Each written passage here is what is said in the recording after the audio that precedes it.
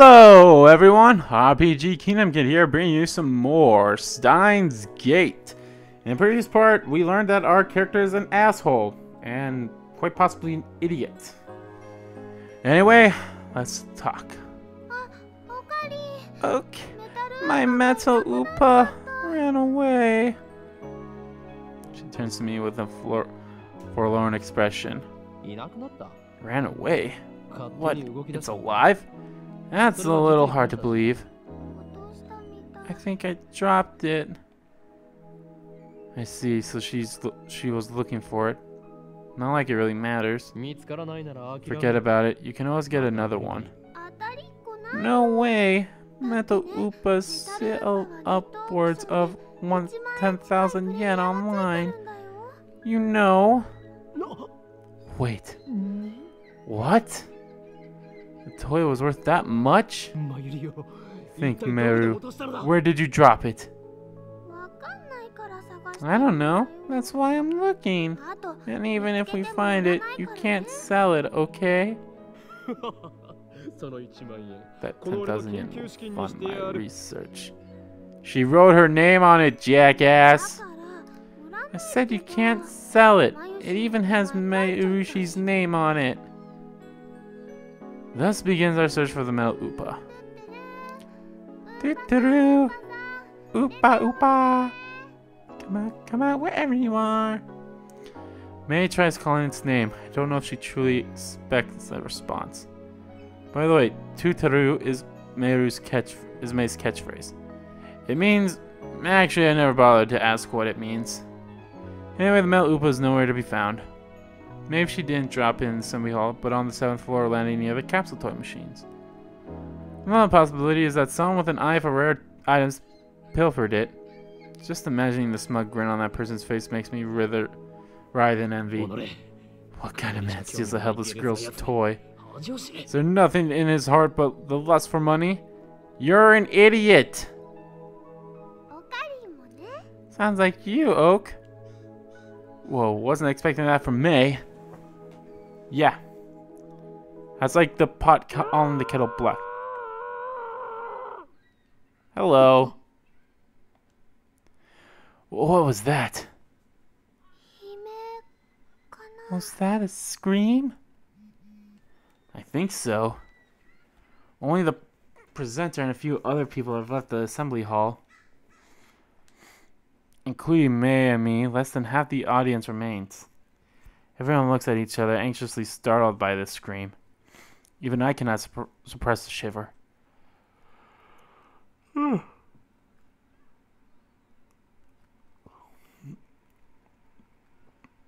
excuse me. First the explosion on the roof. Now this, what's going on? May squeezes my right hand. My hand tight. Stay here, May. Take a deep breath, prepare myself, and head to the direction of the scream. Which was where? The echoes led me down a dark, empty hallway on the same floor. I'm pretty sure it came from around that corner. I crouched down and turned the corner slowly, keeping my eyes and ears peeled of any sign of danger. And there at the end of the passage, I see it. There's something on the ground. No, someone. Motionless. Who is it? The clothes are familiar. Can't be. It's the doctor guy, isn't it? Or it's her. What? Makisi Kurisu. Her face is turned away, but I know it's her. The impertinent genius girl I just fought with 10 minutes ago. Yeah, fought with. Is now face down in a pool of bright red blood. She's dead. No. But why? Suddenly I realize that I'm shaking. I want to run. Run away. I shouldn't have come. This is wrong. Someone killed Kurisu. There's no other explanation. Who would do such a thing? There's no one else here.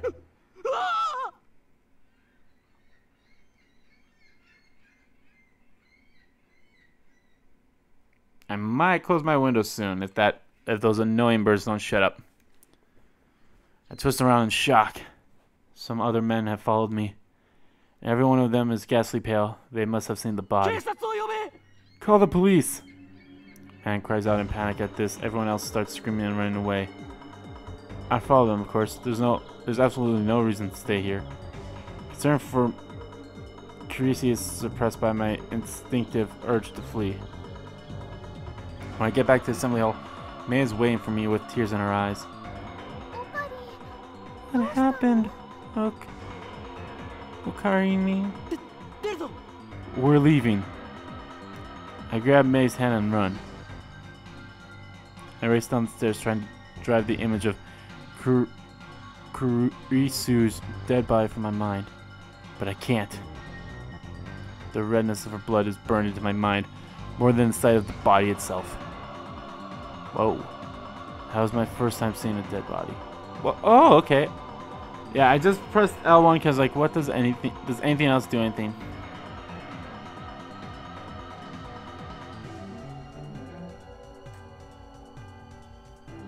What's your name, organization? Yeah, I'll read these things off. Or, yeah, I'll read these things off camera.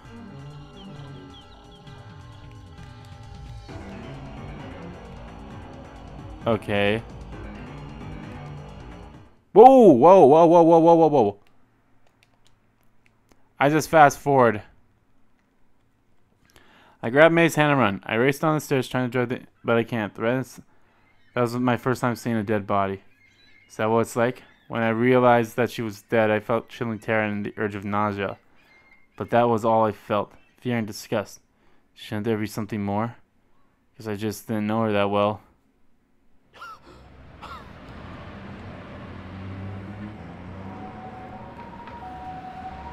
Finally stopped once we got out to the main street.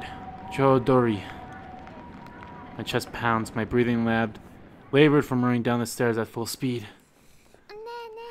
Hey, what happened? You look really pale.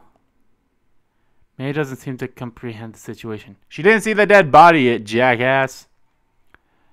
I guess it's because she didn't see the body. No shit! She's not even breathing hard. She looks slow. But she's actually pretty fast on her feet. Someone died. Eh? I take several deep breaths. The color of that blood still stains my brain, but I've calmed down a bit. Makisi Kurisu is dead. I don't know who the killer is. Sirens in the distance. I guess an ambulance will be here soon. Then the police will arrive and the area will become a crime scene. But for now, the crowds milling through Akihabara have no idea what has happened. Everyone is going about their business as usual. The never-ending search for electronics, moe, and porn. Okay. Just another day in Akihabara. Take my phone out of my pocket, perhaps out of reflex. Not sure what I plan to do with it. Oh, I know. My friend Daru. I'll tell him what happened just now since he knows about Makisi Kurisu. Suppose it might be disrespectful to the victim. But my adrenaline is pumping. I can't make calm decisions after witnessing something like that firsthand. That's how humans are, after all. We're not as special as we like to believe. At the end of the day, we're nothing but dirty, slime-like flesh. Our souls fester like semen left to rot in the womb. That's how we humans are. White wailing in a bit of angst, I began to type my phone. Trouble. Someone stabbed Makisi Kurisu. Looks bad. Hope she's okay. Don't know who. Someone stabbed Makis Kurisu. Don't know who. Looked bad. Hope she's okay. Don't know if she was stabbed. That was just like the most logical explanation given the amount of blood and the absence of a gunshot. On the other hand, I didn't write that she was dead, even though I'm pretty sure she was. Can't exactly explain why I didn't. If I had to say, I guess I felt like writing it down would set it in stone. Might make me feel guilty as well. The thought brings a smirk to my face. It's not like I'm the one who killed her. Why should I feel guilty? I just saw someone's death up close, and only a few minutes later I'm smiling. Am I really that cruel and cold? No, you're just a giant jackass! Well, I'm a fiendish mad scientist, so it suits me. I finished typing and placed my thumb over the send button. And then I pressed down. Sending.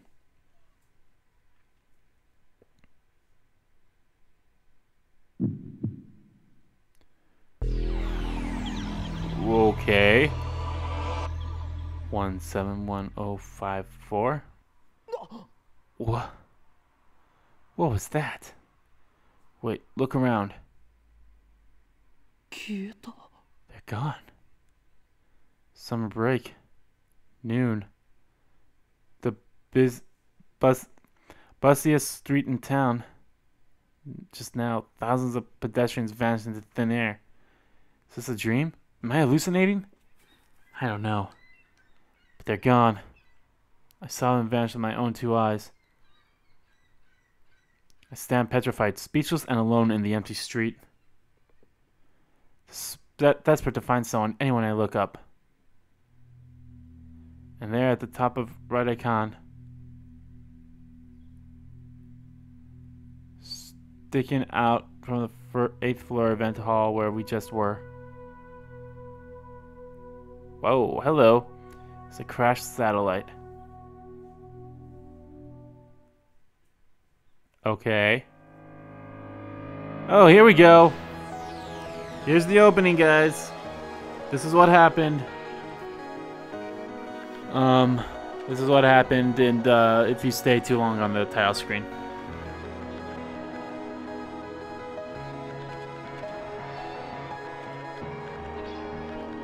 I hope it doesn't get copyrighted. I know I said that before. I was like, I hope this doesn't get copyrighted. I mean, I think I might have already passed like the amount of time it takes before it gets copyrighted. So hopefully, I'm guessing that's his friend. I can't remember. Daru. I think that's what it said. Oh, look, it says their names right there. I didn't really look at their names, or the first 2 guys' names, but I'm assuming that's what their names are. There's Naine.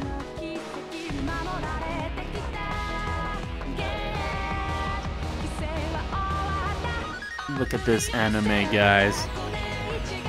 I mean, this is like, that's basically what RPG games are. They're anime, and they're cool. Like I said, this is a game that I was really interested to play for a long time, but never really got the chance to. So yeah.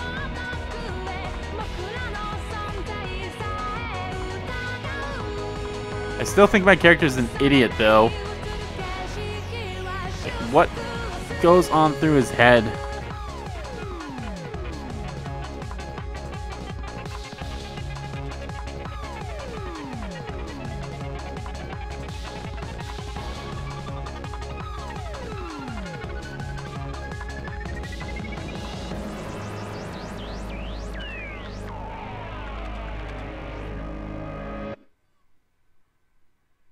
Boom.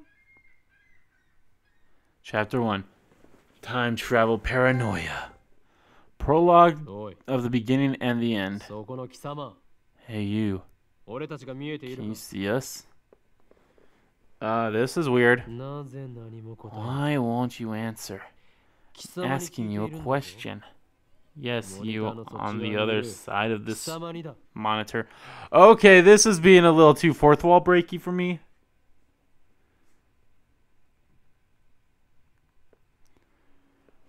But okay. Your silence only strengthens my hypothesis. You're still an idiot. I suppose that, from your perspective, it appears that we are the ones inside the monitor. But that's where you're wrong. For it is you who are inside. Your reality is nothing but lies and shadows. Naturally, that includes you, too. True reality is on this side of the screen. Don't believe me? I don't blame you. Few are those who can handle the truth. But no matter. I shall speak in simpler terms, easy enough for even you to understand that you're an idiot. This is the Future Gadget Laboratory, located in the Akihabara district of Tokyo. We call it simply the lab. Our purpose is to shatter the system and plunge the world into chaos. Really?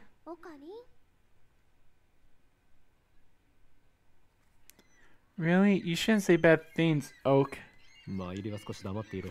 Quiet. I'm a mad scientist, remember? You're a mad idiot. From the station, head down Kurodori until you reach Serisho Station. Then take a left onto Kuramashabasha Dori. In the alley before the traffic light, you'll find the rundown Oriyama building. The lab is on the second floor. On the first floor is a store of ill repute called the Brown Tube Workshop. Can't miss it. It deals exclusively in CRT monitors of all things. Can you imagine? Even in the heart of Akihabara's electric tower, the demand for CRTs is practically non-existent. Why did I play this game again? Because I'm interested in it, that's but the priority of the Broad Tube Workshop, Tenjo, is also the owner of the building. That's how he can afford to maintain his ridiculously niche hobby shop, even as land value continues to rise. He may seem a rough sort, but he was no match for my charisma. Now the entire second floor is mine for next to nothing. I disagree. The Future Gadget Laboratory is currently experiencing a severe shortage of manpower. We welcome dedicated scientists from all fields to apply. At present, our researchers are... Orkarin, you're gonna say lab meat? You gotta say lab mims, not researchers. Our lab mims. Laboratory members are 3. Why am I giving him a Johnny Young Bosch impression voice all of a sudden? He's an asshole. Then again, so was Adachi, and Johnny Young Bosch played him too. I guess if this game ever, but will never get dubbed, he would be voiced by... He seems like he would be voiced by Johnny Young Bosch with this ash-hole-ish voice. I am the founder of the Future Gadget Lab, Lab Mem number 001. The insane mad scientist, Orkarin Kayum. Orkarin is cuter though. Next we have our resident cosplayer and only female member, Lab Mem number 002, Sina Meiru. Call me Mayushi. I like making costumes more than wearing them. At last, we have our resident Super Hacker.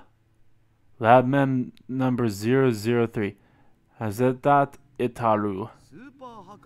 Stop calling me that. It's Super Hacker. Duh. Here at the Future Gadget Laboratory, we devote ourselves to the art of invention. For details, see our lab's homepage. Our top priority, of course, is to develop weapons for the war with the Dark Dominion, but that research has spewed a number of offshoots inventions. In fact, that's all it's spewed. Spawned, whatever. Our arsenal of future gadgets is up to 8. But this is just the beginning. I have a total of 108 inventions to create. So you have 100 more, huh? Like in the tennis manga, right? I get it. No, it's the number of earthly desires immortals. You at channel junkie. And I thought I told you not to. There should be a 2 there. Not to interrupt me when I'm talking. Yeah, I wouldn't want to interrupt you talking to yourself. I'm not talking to myself. Can't you see? I'm talking to the person behind the monitor. Ah, he just grinned. What are you grinning about? Damn you! You don't even exist outside that monitor. I'm not grinning about anything. I'm kind of scratching my head and somewhat, regretting this LP. No, I'm kidding. I never regret an LP. Except my number 9. I somewhat regret that one. I regret my game. Just say don't look at me. I don't think that's going to work. It appears our attempts to communicate have failed. It's sad to see someone so deeply in denial of reality. Maybe they think we're in the game. I doubt it's even occurred to them. Right.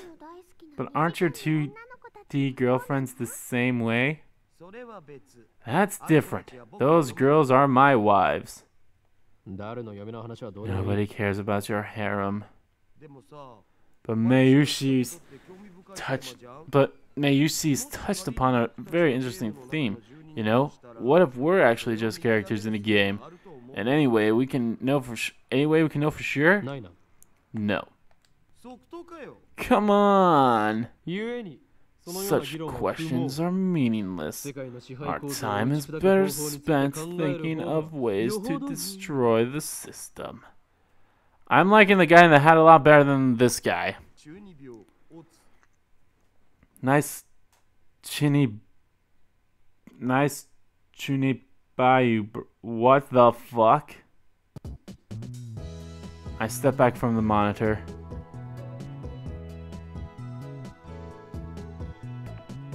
The fuck?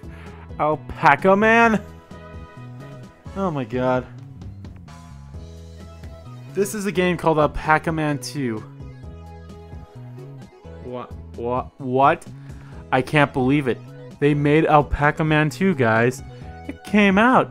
God, I can't wait for the most anticipated sequel ever, Alpaca Man 3. Return of Vengeance. Where you speak to Alpaca Man via microphone and watch him react. The game exploded in popularity when it was released 10 years ago, but personally I found only the ugly part of Ugly Cute to be true. Brought it yesterday, 500 yen used, headset included. Why?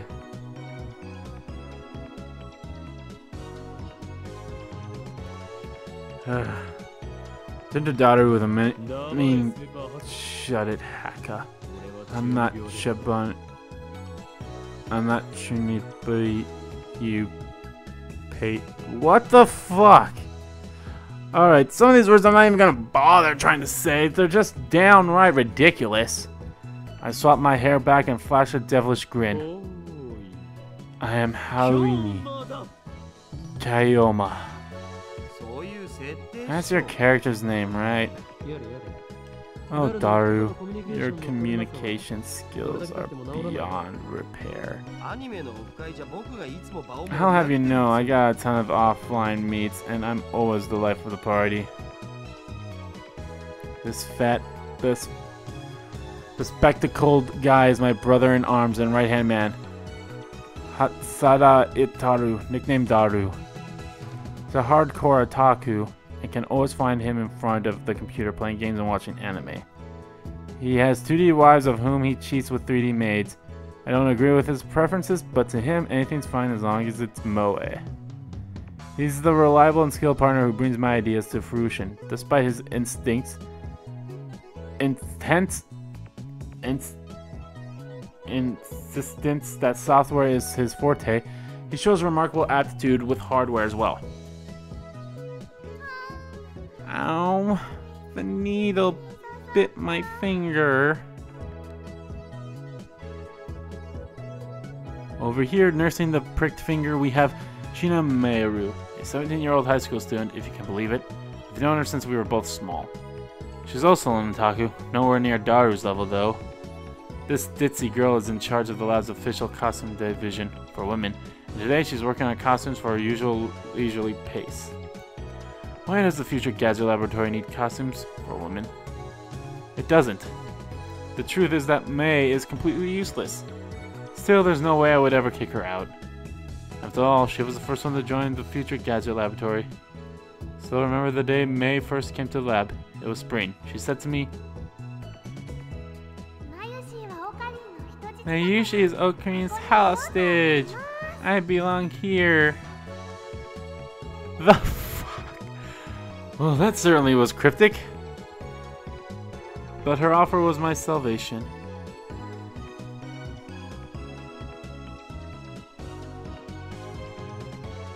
For she was first to join my magnificent quest. She saved me from a solitary life of ruin from... I'll never forget her kindness. Mary doesn't have to be useful. Her being here is enough. So did Alpaca Man say anything? Nope, nothing. The human-faced Alpaca Man in the module was completely unresponsive. So unresponsive you think the game was bugged. Whatever, I give up. Never again will I play this boring game. Damn, this antisocial alpaca. I curse his name and smack the TV. As soon as I do... TV makes a sound like it's shorted and then the screen goes black. Change the channel. Nothing. Check the power cable. Nothing. Black it again. Nothing. What am I doing? Nothing. What is my life meaning? Nothing. Guess it's broken. Damn. This crummy TV is on lease from the Brahma Tube workshop downstairs. It's probably just old. You made Mr. Alpaca angry. Damn. I'll have to get it repaired later. Turn off the TV and lay down on the couch. I'm fed up with the humility of Japan summers. Excuse me. I stare at a conspicuous stain on the ceiling while fanning myself. Close my eyes. And what naturally comes to mind is that impossible scene I saw an hour ago.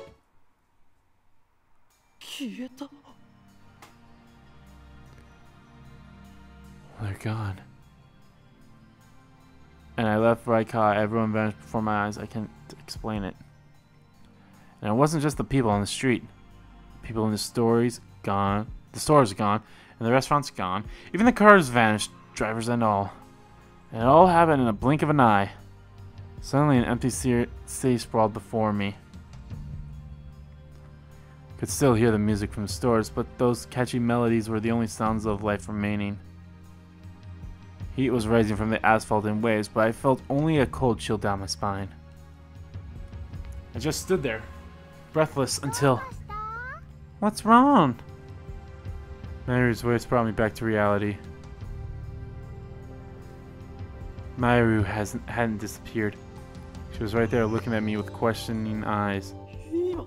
Everyone disappeared just now, right? Hmm? You saw it too, right? Just now, before our very eyes. Panic took hold as the enormity of what just happened stuck me.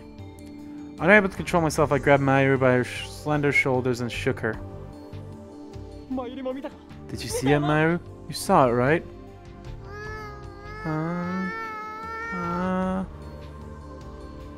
Mayu's head flopped back and forth from shaking. I didn't see anything. You didn't?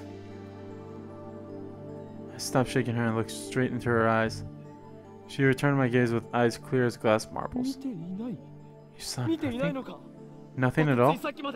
There were people here a second ago, weren't there? There were? Even the store employees are gone. That's impossible by any measure. Of course, they are. Probably didn't make any sense. It was like this when we got here. Oh, I know. You're seeing things, aren't you? I'm sure it's because of the heat. Tootaroo. What the hell is going on? How could she laugh at a time like this? I always thought she was a bit strange, but maybe her brain is actually broken.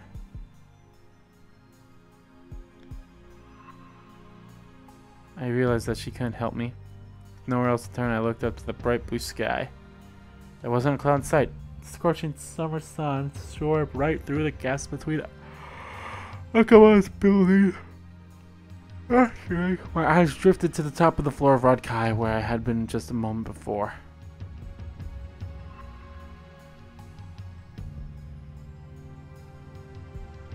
There was an enormous machine like some kind of satellite embodied on the roof building where, not 5 minutes before, I found Maki Kurisi's body in a pool of blood.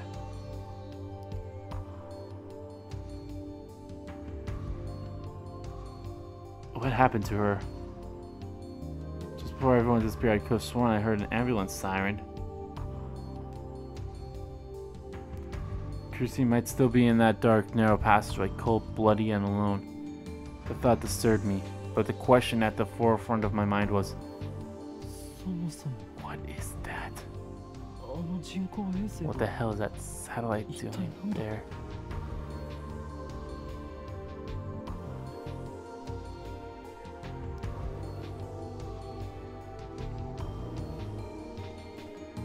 Right before Dr. Nakamura's presentation, the building shook like a bomb had exploded. The roof door lock had been broken, and beyond it someone had placed a satellite-like machine shrouded in smoke and glowing dust. When I first saw the satellite, it was on the roof. But that's not what I'm seeing now. The satellite had penetrated the top of the floor of the building, obliterating the room where Dr. Nakamushi's press conference had been. I must have fallen out of orbit without burning up in the atmosphere somehow.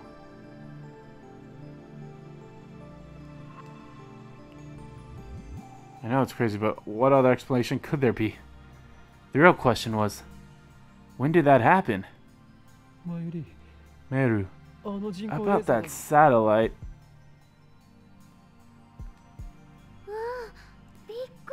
Yep, what a surprise, huh? What do you mean?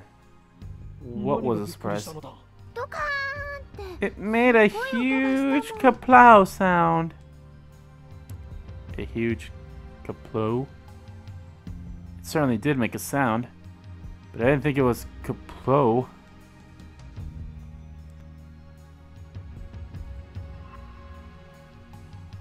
It was more like a zzz. Did that satellite fall out of the sky?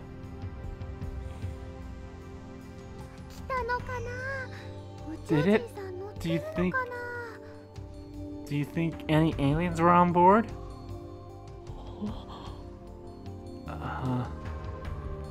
I've lost my mind. What I had seen didn't match at all with what Meru was saying. Suddenly, nothing seemed real. Had I dreamt it all? Hey, you two. Just then, a uniformed policeman ran up to us, his expression stern. What do you think you're doing here? This area is off limits. You have to leave. We're sorry.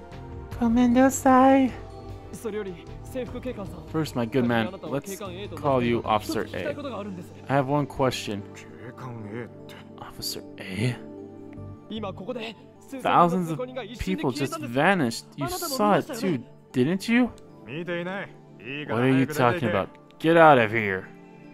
I was quickly losing confidence in my own memories. I said to tell him about Massey cursing and get him to call an ambulance, but before I could... Look, I don't have time for your nonsense. Policeman took me by the upper arm and said, no one got stabbed at Radai-Khan. What? How could you say that with such certainty? While I was still trying to comprehend the situation, the policeman forcibly led us away. We were escorted to UPX and released. There were people at UPX like usual. Actually, there were far more people than usual. This place was packed. Just as Officer A said, Kododori had been blockaded by police and nobody could enter. There was nothing we could do, so we headed back to the lab. And that brings us to the present. I'm baffled. Did the whole hour since the beginning of Nakapishi's presentation really happen? Checking online for any news. The net is buzzing about the mysterious machine that crashed into Radai-Khan. All the major stations in Tokyo, even 2TV, are running special bulletins about it. Fortunately, it doesn't look like anyone was hurt, but Chodori is still closed off. Akihabara Station is jammed with reporters and curious onlookers. No one has mentioned anything about the disappearance of thousands of people from Akihabara streets, nor about Kurisu's murder. It's all a mystery. A mystery? So that's it. From the sofa, I sprang to my feet and a wide grin on my face. Daru and Daru and Mei turn and stare. This is all an elaborate cover-up by the organization. Their influence has corrupted local law enforcement, which means our entire government may already be under their control. My God. I don't understand my character at all.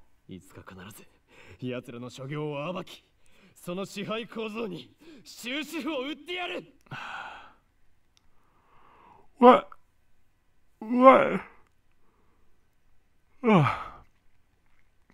What is wrong with my character? And what the hell is he going on about? But they underestimate me, for I am not so easily played. One day I will expose their deeds and put an end to their reign. Having come to a satisfactory conclusion, I take a celebratory bottle of Dr. P, my favorite soda, from the fridge. Dr. Pepper.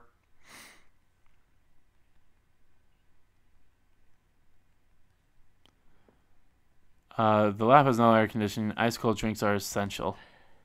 Elixir and is a drink fit for a genius. Cola's better. Orkarin really loves his Dr. P. I pity that man who knows not the greatness of this beverage. What the fuck?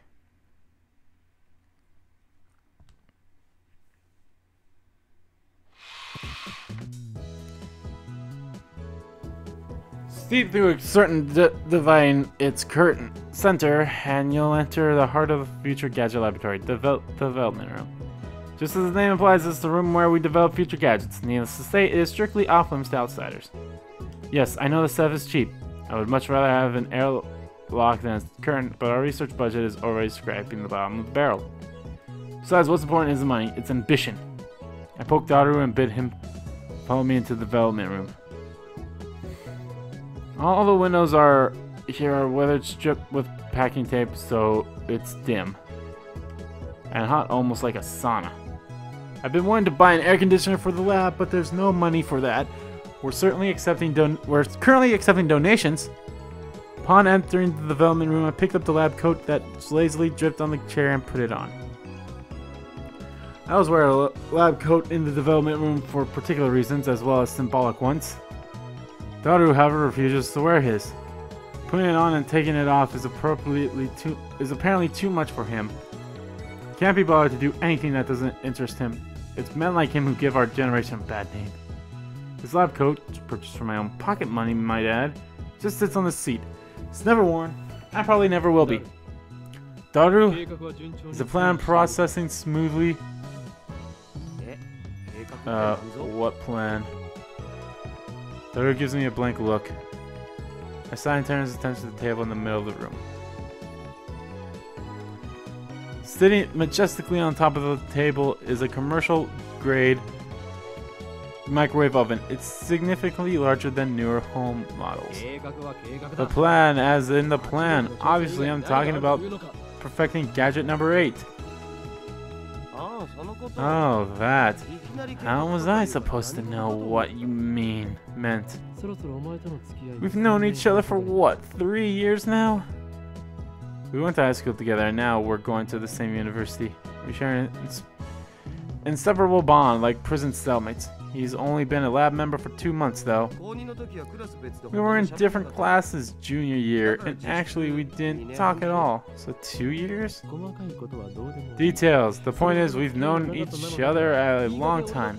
I expect you to keep up with me here. Nope. Awkward silence. Man, all I wanted to do was have one of those cool cryptic conversations where we talk about plans and preparations and other important science stuff, but no one knows what it means. Expect us. Shot down again. So we're getting closer to figuring out what's wrong with gadget number 8. Not yet. So far, okay, that's what it's called. I was like, what are they called again? They're the future gadget laboratory. Sorry, I'm writing down the names of the episode. Completed a total of 8 inventions. As I explained to Alpaca Man, the lab's primary goal is to develop weapons for the war against the Dark Dominion, led by the organization that rules the world from the shadows. At present, we haven't completed any inventions of that sort. On the contrary, we haven't even figured out what we should make. But along the way, we have managed to create some ingenious futuristic gadgets as a byproduct of our research.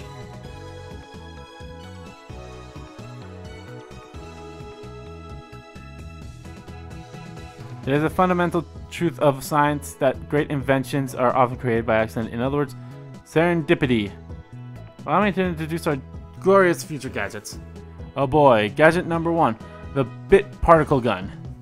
Gadget number 2, the bamboo helicam.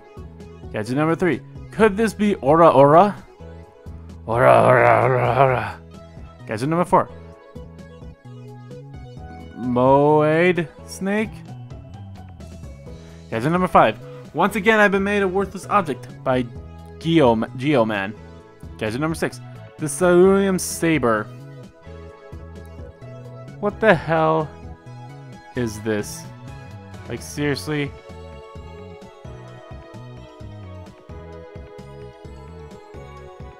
Gadget number 7, Ghost in the Ball. It can all be seen on the website Daru made, so feast your eyes upon the product of a mad scientist's genius. Anyway, our current problem is future gadget number 8, the phone wave, named subject to change.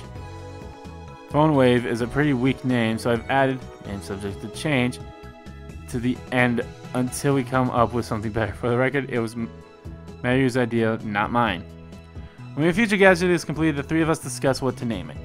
I prefer names based on mythology or names with hidden meanings that need extra explanation to understand. Daru thinks my name sounds so ridiculous, he just doesn't have a passion for words like I do. Mario can't be bothered to remember difficult names. She says it doesn't fit in her head. And so our opinions on gadgets' names are always split.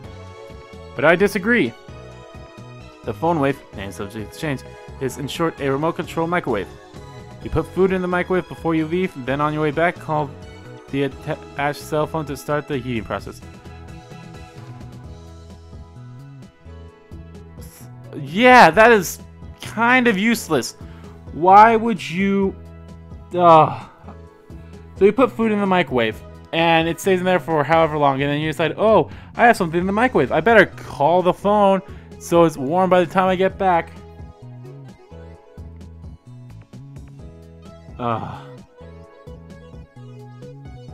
Alright. This is basically a piece of junk. A few days ago, however, we discovered that the phone wave, name subject to change, has a second unintended capacity.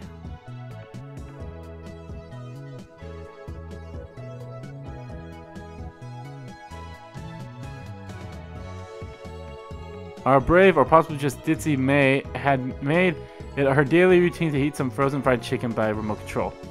Long story short, she was defrosting her beloved juicy chicken number 1, as usual when the unexpected happened. The chicken came out more frozen than when she'd put it in. The microwave refroze the chicken. Since then, Daru and I have been searching for the cause.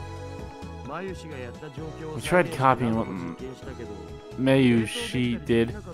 We just can't reproduce the freezing phenomenon. And when we tried to freeze a banana, it turned out real weird. I just don't get it. Daru, now looking completely fed up with the heat, starts fanning himself with his shirt. I know what he means by really weird. Let's see if we can't make it happen again. Bring forth the bananas! Are you gonna turn them into gel bananas again? That's been bugging me, Mayu. Can you stop calling them gel bananas? But gel bananas are gel bananas.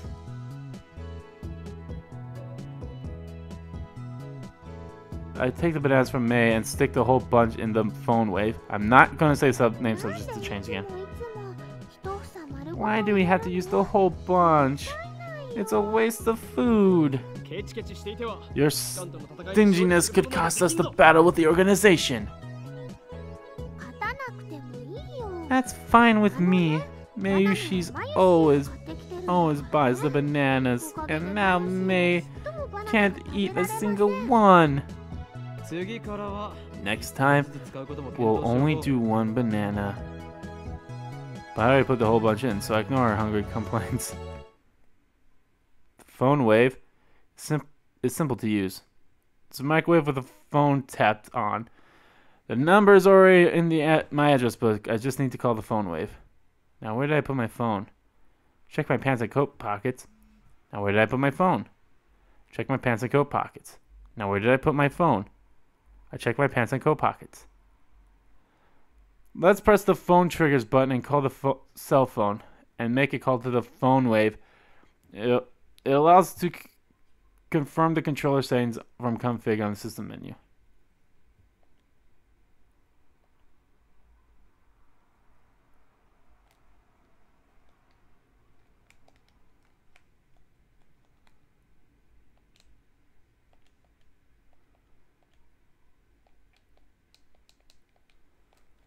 What? What's the phone trigger?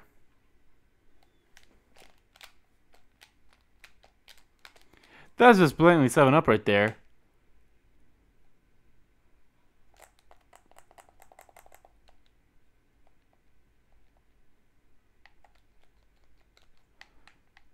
Am I just too stupid? I don't understand this. Oh, okay, guys. I'm going to leave the part right here. So, yeah, I don't know what to do next. I'll try to figure something out. So, in the next part of Let's Play Steins Gate, hopefully I know what the hell to do.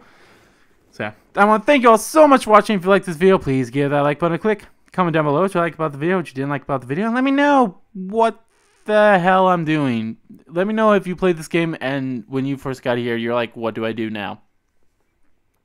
And as always, guys, hit that subscribe button so you don't miss a beat, and subscribe to my main channel too. That's in the description below. As well as follow me on Twitter. Both my main Twitter and the RPG Kingdom Kid Twitter are in the description too. I want to thank you all so much for watching once again. I'll see you all next time.